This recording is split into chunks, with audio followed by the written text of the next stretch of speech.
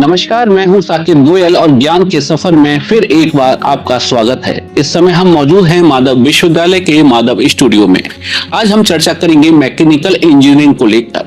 Mechanical engineering विभाग में career की क्या संभावना है और छात्र छात्राओं को इस विभाग में क्यों एडमिशन लेना चाहिए, इन सभी सवाल जवाबों के साथ आज हमारे साथ मौजूद हैं माधव विश्वविद्यालय के मैकेनिकल विभाग के एसोसिएट प्रोफेसर डॉक्टर धीर सिंह। सर, बहुत बहुत धन्यवाद, आज आप हमारे स्टूडियो में पधारे हैं सर। सर, सबसे पहले आपका थोड़ा सा संक्षिप्त परिचय। नमस्कार सर, आई एम डॉक्टर धीर Singh, working as an associate professor in mechanical engineering and control of examination at Madhav University from the last 1 year, and I'm having overall 9 years of teaching experience from various national and international universities, including 2 year experience from foreign university Africa, and also I'm having 1 year of patent office experience from Delhi Patent Office. Sir, आपने बताया कि आप college में भी रहे, जी, Africa में रहे, थोड़ा सा सर विदेश के बारे में जानकारी दीजिए। जैसे कि हम जानते हैं कि साउथ अफ्रीका जो है, अफ्रीका का कॉन्टिनेंट साउथ में इथियोपिया लोकेशन है, Ethiopia country. Ethiopia. So I work there as a faculty in Woldia university, is the part of the Woldia region at Ethiopia. So just like I work as a teaching faculty over there, and we teach the student in the area of mechanical engineering designs, and we have done various projects with the help of the students over there. Sir, अभी आप वर्तमान में माधव विश्वविद्यालय में, Yes, sir. और यहाँ का mechanical जो विभाग है वो आप देख रहे हैं। जी सर। तो यहाँ के विभाग के बारे में भी थोड़ा बताइए, किस तरह यहाँ पर आपका विभाग संचालित किया जा रहा है। जैसा कि अपन जानते हैं कि ये माधव यूनिवर्सिटी में बहुत सारे प्रोग्राम्स हैं, जिसमें कि क्या बोलते हैं, we are running around 12 schools and we can say different 12 departments. So in that we have one mechanical engineering department, and we have a lot of facilities in mechanical engineering. We have the good laboratory work is there. We have a big workshop available in the ITI department, and also we have a computer design lab, CAD CAM. We can say CAD CAM lab. So where what we are doing, we are teaching a student in the basic technical fundamental knowledge. Then we give the basic understanding of the software, design software basically, and these softwares are like AutoCAD, CATIA, SolidWorks. These all are designing softwares. So a student can learn the theoretical knowledge with the experimental implementation along with the designing software knowledge, so that student can develop and produce their own product. Theory के साथ practical का ज्यादा यहाँ पर ज्ञान दिया जा रहा है। Yes sir. ऐसा कौन कौन से कोर्स यहाँ पर आपके विभाग में संचालित किए जा रहे हैं? Yes, हमने मैकेनिकल इंजीनियरिंग में ITI प्रोग्राम है, डिप्लोमा इन मैकेनिकल इंजीनियरिंग है, and under graduation BTech, and for the masters PG programs also there, and we have a PhD research faculty department, so we have some PhDs also. We are planning for the further sessions. Sir, कई बार क्या होता है, 10th पास करने के बाद पहले बच्चा confuse होता है कि मुझे आर्ट्स लेना चाहिए, कॉमर्स लेना चाहिए, साइंस लेना चाहिए। फिर 12th पास होने के बाद फिर उसके पास काफी चीज हो जाती है कि साइंस का स्टूडेंट है कि उसको सिविल में जाना चाहिए या मैकेनिकल में ना जाना चाहिए या कंप्यूटर साइंस में। तो इस तरह बच्चा बड़ा कंफ्यूज रहता है, तो उनके लिए आप क्या मैसेज देंगे? जैसे कि अपन सब जानते हैं, 10th स्टैंडर्ड हो गया, देन 12th स्टैंडर्ड हो गया, बच्चे उतना कैपेबल एनफ नहीं होते हैं डिसीजन मेकिंग में. सो क्या होता है जनरली कि वो जैसा किसी ने गाइड कर दिया उसी के आधार पर वो अपना डिसीजन लेके अपना स्टडी एडमिशन ले लेते हैं, स्टडी करते हैं. But in general, we can follow one procedures like this is the time of AI. So generally, maximum things are in the form of the AI. Computer science and engineering backgrounds are more dominating at this time.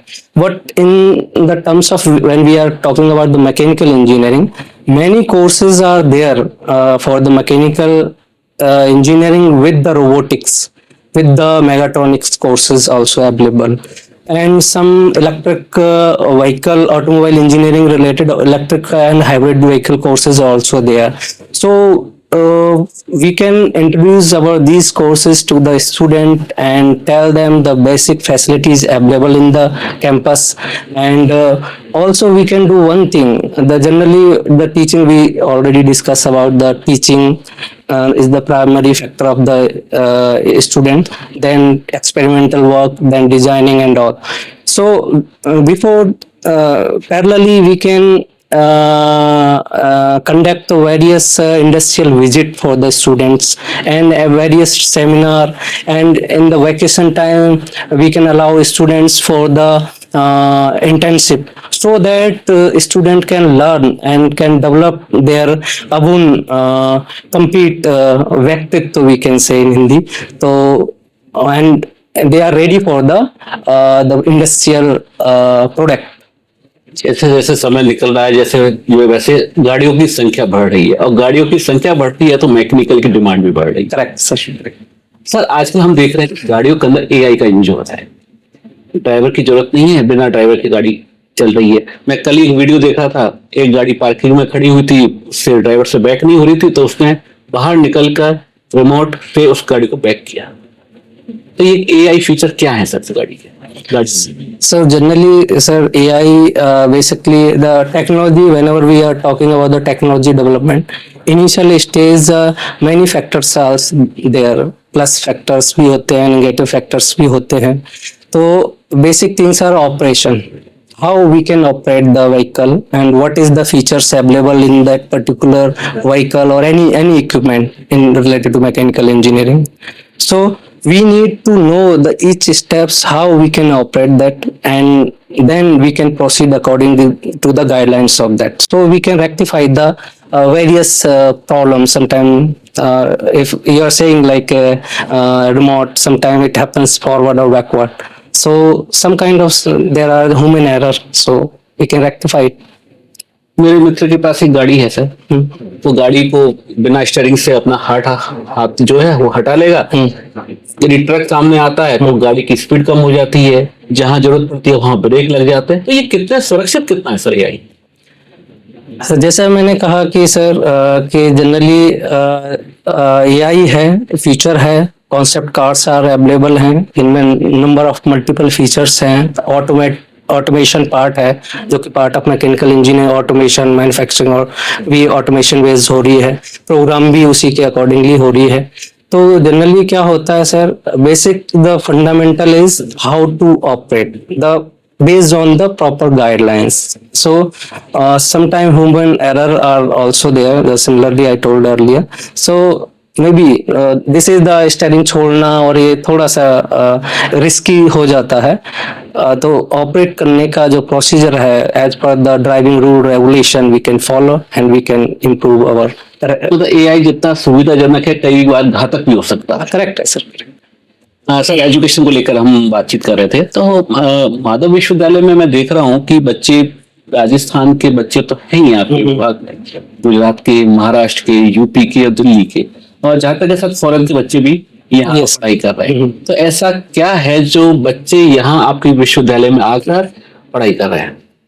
सबसे important बात यह है कि हमारा जो Madhav university विद्यालय है वो नैक एक्रेडिटेड यूनिवर्सिटी है, जो कि उदयपुर से 140 किलोमीटर के डिस्टेंस में अवेलेबल है, और ये near by mount Abu hill station से, आबू रोड स्टेशन से 15 किलोमीटर, कश्मीर माउंट आबू कहा जाता है। करेक्ट है। तो ऐसी अच्छी लोकेशन पे जिसमें इन्वायरमेंट फ्रेंडली इन्वायरमेंट अवेलेबल है, और इम्पोर्टेंट थिंग तो कि हमारे पास इंफ्रा की कोई कमी नहीं है, हमारे पास वेल एस्टेब्लिश इंफ्रास्ट्रक्चर है with 100 acre of area, land area, and also we are running 12 different schools, for example engineering, computer science, education, physical education and special education especially, and various different courses we are running here, and we are also in all 12 faculties or departments have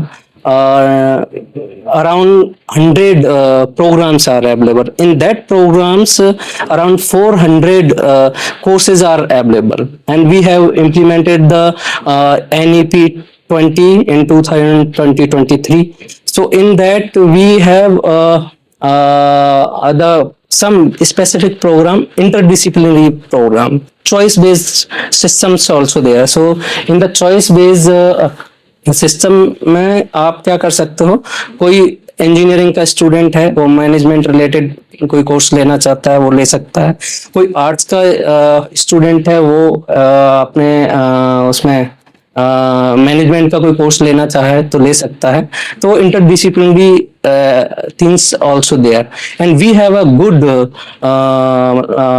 faculty and student environment. Also, we have a well furnished hostels for the boys and girls. Also, we have a good central library for the student study purpose. And also, we can say the Wi-Fi enabled environment है. So we can learn. ये career के लिए जो चीजें जरूरत की हैं वो सारी चीजें यहाँ हैं. Correct है sir.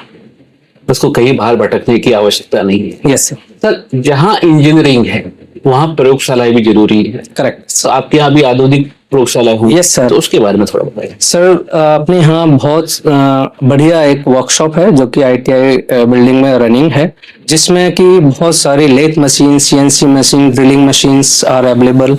We have a well established IC engine lab.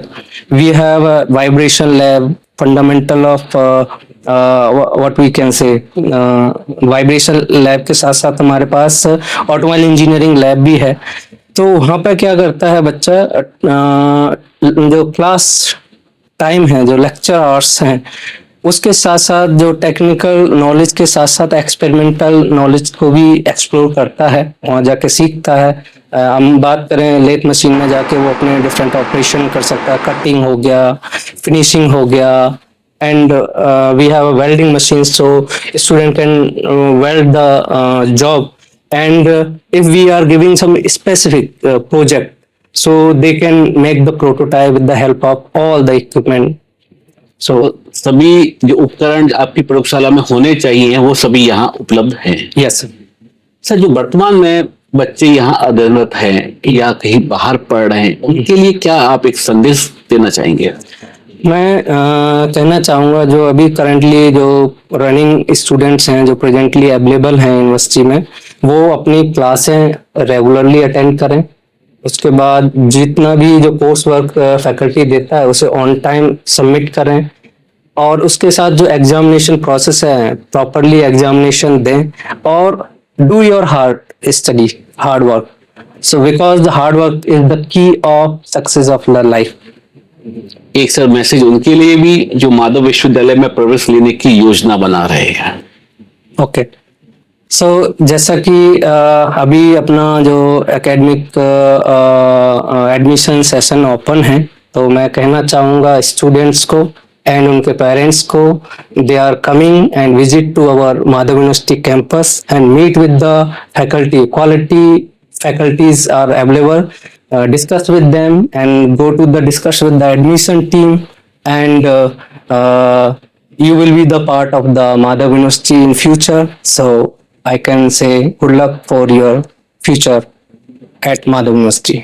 तो सर, बहुत बहुत शुक्रिया, आज आपने हमारे लिए समय निकाला और हमें ज्ञान की बातें बताई. तो ये थे माधव विश्वविद्यालय के मैकेनिकल विभाग के एसोसिएट प्रोफेसर डॉक्टर धीर सिंह, जिन्होंने हमें बताया कि मैकेनिकल आज हमारे जीवन का एक अंग बन चुका है और इसमें करियर की अपार संभावना है. यदि कोई छात्र छात्राएं इस विभाग में आकर यहाँ के कोर्सों में एडमिशन लेना चाहे तो वो अपने भविष्य को संवार सकते हैं. धन्यवाद.